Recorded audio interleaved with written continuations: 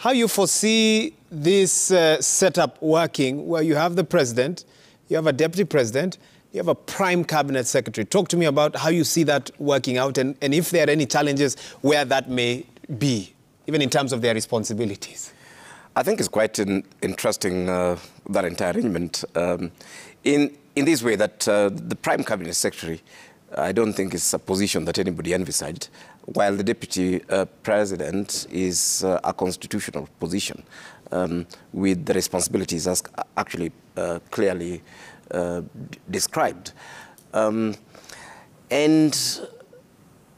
you could actually see the president sort of you know, in some sort of a dilemma in terms of creating responsibilities for this prime cabinet secretary and trying to figure out what this person does that is then distinct from what the deputy president does. So you have these things about coordination of government, and so I think what he picked eventually was to say that your prime cabinet secretary then is more the link with the legislature and is doing a lot more of that sort of coordination.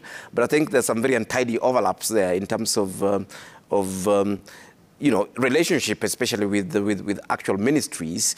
Again, from you know, from reflection perspective, I would like to put myself in the shoes of one Rigiji and ask, what does he feel about this? Does he feel nice about it?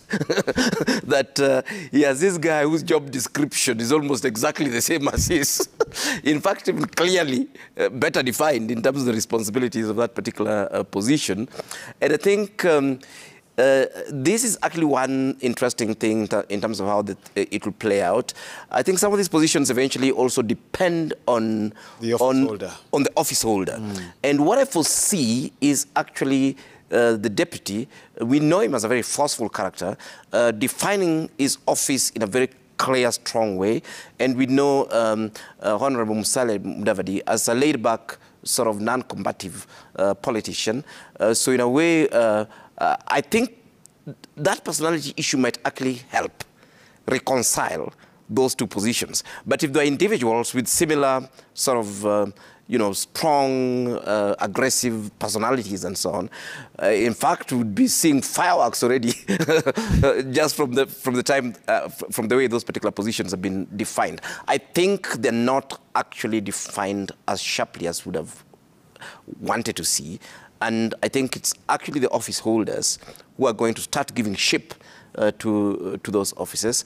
And I think the president's saving grace is that he actually has, you know, two individuals whose personalities, you know, is actually quite complementary. And that might actually help reconcile it. But just from a functional point of view, I see a lot of problems. I actually see a lot of problems with those two particular positions. Okay. But I wanted to... I know you wanted to yes, comment on what he spoke. Just a quick one. And some of the nominees. Yes, and this is something that should actually concern us. Because you remember when